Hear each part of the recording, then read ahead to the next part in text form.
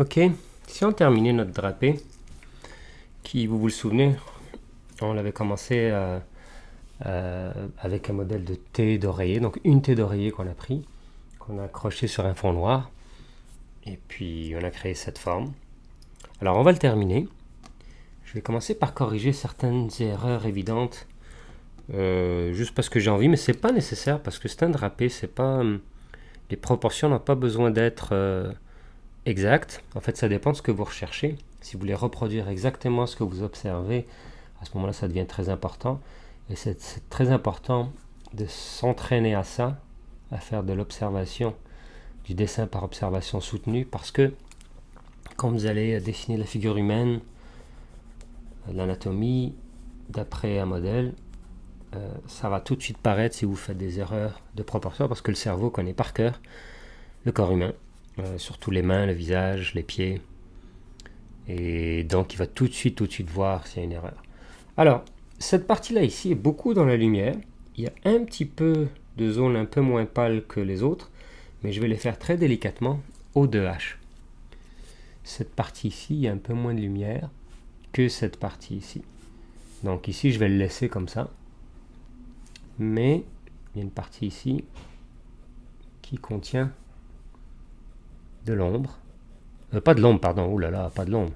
Juste une zone qui reçoit un tout petit peu moins de lumière.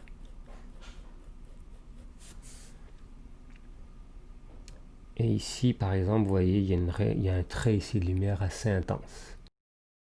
Donc on a appris comment faire très patiemment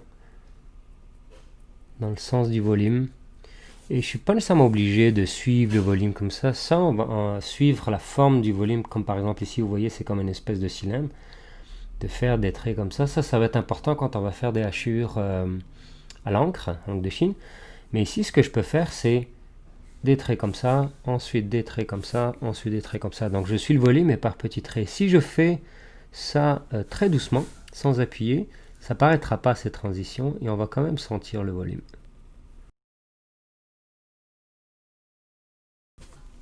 Ici, ce que je vais faire, c'est que je vais aller jusqu'au bout et ensuite, avec mon efface, je vais venir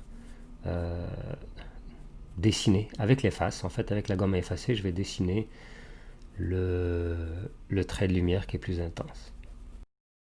On va venir préciser avec un 2H la partie qu'il y a ici.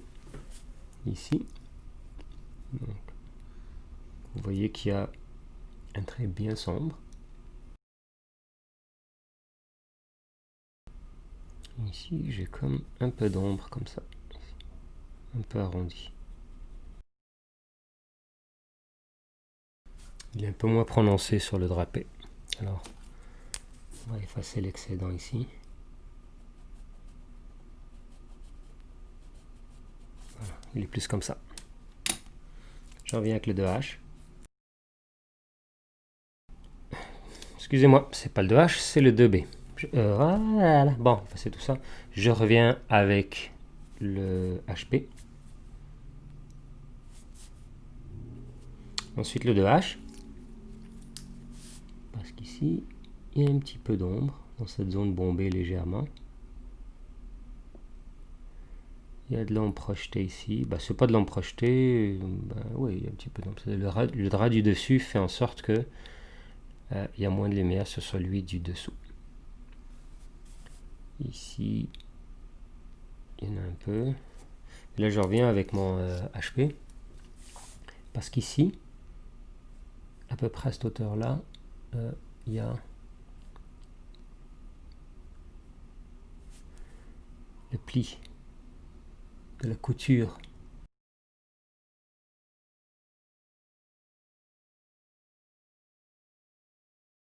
De H. Alors vous voyez ici, c'est comme un petit banc plein d'odane. Donc ici la lumière vient de là, cette partie-là est dans l'ombre, cette partie-là est dans la lumière. Ensuite ici un peu plus d'ombre parce que ça rebombe. Donc ça c'est beaucoup dans l'ombre, ça c'est dans l'ombre un peu moins parce que ça contient, ça reçoit plus de lumière. Ici c'est un autre petit bombé, un autre petit dodane. Et ici aussi.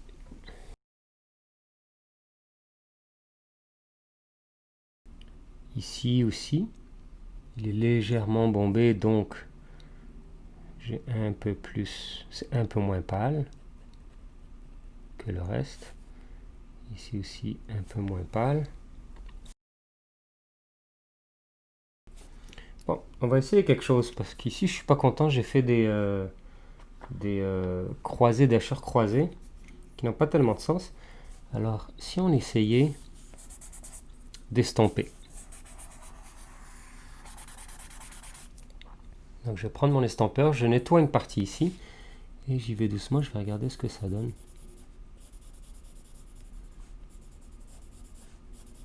Juste pour le fun, pourquoi pas. Bon, ça va plus vite, j'aime moins, hein. Moi je vous avertis, j'aime moins l'effet que ça fait, mais ça va plus vite, ça va beaucoup plus vite. Ok, on va le garder au cas où. Et on continue avec le 2H, puisque c'est délicat ici. Ici, j'ai de l'ombre qui insiste, un peu plus que là, et ça va indiquer la fin du pli de cette partie ici. Ici, elle est bien prononcée. Voilà. Et ici, on a vraiment, vous voyez, on voit plus le bord ici, c'est de la lumière, paf, et ensuite c'est le mur. Alors, ce qu'on peut faire, c'est dessiner le mur à l'arrière, mais ça prend du temps, vraiment, dessiner le mur pour indiquer la délimitation ici. Je peux faire ça, tout simplement. Et c'est pas grave si je dépasse un peu, je vais venir effacer tout à l'heure. Vous allez voir, ça donne un bel effet. Et j'essaie de terminer à peu près au même niveau, ici. Mais en y allant avec un seul trait, sans appuyer fort. Je reviens pour les zones que j'ai oubliées. C'est vraiment pas obligé d'être parfait. Et ça, c'est plus schématique, on va dire. C'est comme un sketch, c'est comme un croquis. Ah ouais, vous voyez, là, ça, c'est embêtant. J'ai commencé par le bas au lieu de commencer par le haut. Donc là, je risque avec la paume de ma main de toucher ça et de détruire un petit peu ce que j'ai fait. Donc je vais le lever, je vais m'assurer de ne pas mettre la paume de ma main sur la zone où j'ai dessiné. C'est un peu plus difficile à faire. Vous voyez là, parce que je le tiens comme ça donne des coups. Mais bon, j'aime bien l'effet que ça fait. Ça fait des petits points là qu'il y a ici. Pourquoi pas. Je vais essayer de le tenir plus fort pour pas en faire trop quand même. Il y a donc ben des maudites limites. Et là, je vais repasser avec des mouvements de va-et-vient. Il faut que je dépasse un petit peu sur la zone qui délimite le fond du bord du drapé. Il faut que je dépasse un peu pour pouvoir après venir effacer et donner cette impression de lumière, de trait de lumière. Parce que c'est en fait un trait de lumière qui délimite cette ligne-là, le bord, comme on l'a expliqué dans certains cours précédents, elle n'existe pas. Les lignes de contour n'existent pas. C'est la frontière entre deux volumes.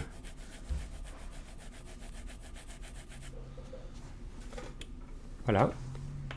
Et là, ça c'est une partie que j'aime faire. Je vais utiliser ceci. Et là, je vais venir juste effacer pour que on sente le trait de lumière.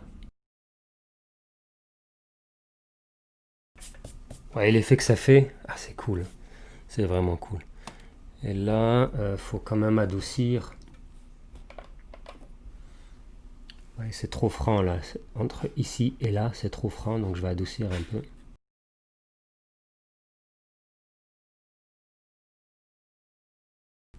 Un peu de lumière ici. Un peu plus pâle, je veux dire. Non, un peu moins pâle ici. Bon, aujourd'hui, j'ai eu une grosse semaine. Ça change, ça affecte ma voix. Donc, un peu plus fatigué. et donc j'ai plus de jus de cerveau pour composer des phrases adéquates. Mais bon, pour dessiner, il y a toujours un peu de place, ça fait du bien. Ben écoutez, moi je suis pas mal content. On pourrait travailler encore, foncer ça ici, adoucir ici. Voilà, il y aura encore beaucoup de travail si on voulait. Rendre ça plus sombre, ici surtout. Mais moi je suis bien satisfait de ce drapé. J'espère que ça vous a plu, à vous également. Qu'est-ce qu'il reste à faire d'après vous? Eh bien il reste juste à signer. Et je vais signer avec un HB. Signez pas en angle comme ça. J'ai l'impression que ça se fait plus, je sais pas. Mais puis signez pas un endroit où c'est ostentatoire. Là. Paf, on le voit. Trop. Donc, mais c'est important de signer quand même si c'est une œuvre originale. Alors, je sais pas, moi j'ai envie de signer ici peut-être. Tiens. Donc voilà. C'est toujours un moment symbolique. Et ce drapé a été fait en 2020. Alors bravo à vous si vous vous rendez comme moi à la toute fin de ce drapé qu'on a commencé ensemble, qu'on va terminer ensemble. Alors dans les prochains cours, je vais alterner entre des capsules plus de travail, on va dire, comment je dirais ça, plus académique, comme par exemple, je sais pas comment on faisait au début, là, on va regarder comment on regardait les cylindres, les sphères, tout ça, puis regarder ce que ça fait. Donc des fois, je vais alterner entre ça et entre ce que j'appellerais comme celui-ci, des projets de longue haleine qui prennent 5, 6, 7 capsules vidéo pour terminer. Moi, c'est la partie que je trouve la plus amusante parce que ben, c'est plus amusant, en fait, ouais, c'est plus intéressant d'y aller par projet. C'est un peu comme en musique, là, c'est plus intéressant d'apprendre une pièce et d'apprendre à improviser ou jammer, même si on ne comprend pas encore toute la théorie, mais d'y aller au fur et à mesure, selon les besoins du projet, et puis d'apprendre ce dont on a besoin pour le projet, plutôt que de pratiquer bêtement ses gammes en se demandant pas pourquoi on pratique nos gammes, et puis ça devient boring, et on s'emmerde, et on abandonne. Victor Wooten, c'est un contrebassiste et un bassiste excellent. Il a fait un TED Talk qui était vraiment intéressant où il expliquait en fait que on dit learn to play music, apprendre à jouer de la musique, mais en fait on n'apprend pas à jouer, on a oublié le mot jouer. Il comparait ça au langage, il disait c'est la musique, c'est un peu comme le langage, ça devrait s'apprendre comme le langage. C'est-à-dire, si on pense quand on était enfant, bébé, quand on apprenait à parler, ben qu'est-ce qu'on faisait? On jammait avec des experts avant de maîtriser la théorie. C'est-à-dire, il n'y a personne qui a dit à un enfant va faire ta grammaire, va faire tes conjugaisons à 1 an, à 2 ans, et reviens quand tu mériteras de parler avec des experts en la parole. Un enfant, ce qu'il fait, c'est qu'il jamme, il joue de la musique qui est le langage avec des experts, ses parents. Et ses parents ne vont jamais lui dire hey, t'es nul, t'es pas assez bon, qu'est-ce que tu fais improviser avec les pros? Non. Hein. Ils vont même, en fait, les parents, les experts vont même imiter les erreurs, les fausses notes, les mots prononcés. C'est drôle, c'est amusant. Et on fait pas ça en musique. Au contraire, on dit ah, t'as fait une fausse note, t'es nul. C'est dommage. Donc, on devrait peut-être changer la manière dont on enseigne la musique, parce qu'au conservatoire, c'est pas très sympathique, hein, la manière dont on enseigne ça. En plus, ça c'est... Bon, on l'entend dans un autre débat, mais ce qu'on enseigne, c'est la musique telle que compilée, perçue, analysée, documentée par essentiellement l'Europe du 17-18e siècle, un petit peu avant peut-être aussi. Mais il y a d'autres formes de musique. Par exemple, si vous demandez à un Africain qu'est-ce que ça prend pour savoir jouer de la musique, il va vous dire bah faut savoir danser. Si tu sais pas danser, tu sais pas jouer de la musique. Ça marche pas là. Et voilà. Bon, bref, j'arrête de diverger et de divaguer. Là, je suis juste en train de mettre un peu plus un dégradé, c'est-à-dire plus d'ombre ici, un peu moins là. Et c'est souvent comme ça, moi, une fois que j'ai signé, c'est là que je me dis, ah, il manque ceci, il manque cela. Donc, on continue. De toute façon, on a encore un peu de temps. Donc, on va... Je le fais avec un 2H, très doux.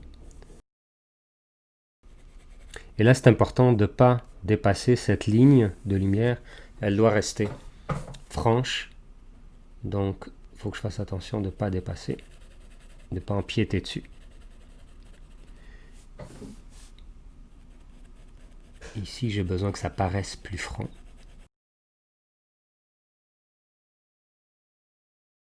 Et n'oublie pas de prendre du recul. Par exemple, bon, moi, cette capsule est terminée, ça y est. Mais peut-être que je vais, même si je l'ai signé, là, je vais prendre un peu de recul. Je vais revenir demain, après-demain, puis je vais regarder, puis peut-être que là, je vais remarquer que tiens, il manque telle affaire, il manque telle autre chose. Et à ce moment-là, je rajouterai. C'est difficile de savoir quand est-ce que j'ai terminé. Quand est-ce qu'on a terminé une œuvre? C'est une question intéressante. Aussi intéressante que comment on sait que l'idée qu'on vient d'avoir est bonne? Il n'y a pas de réponse. La neuroscience n'a pas encore de réponse à ça.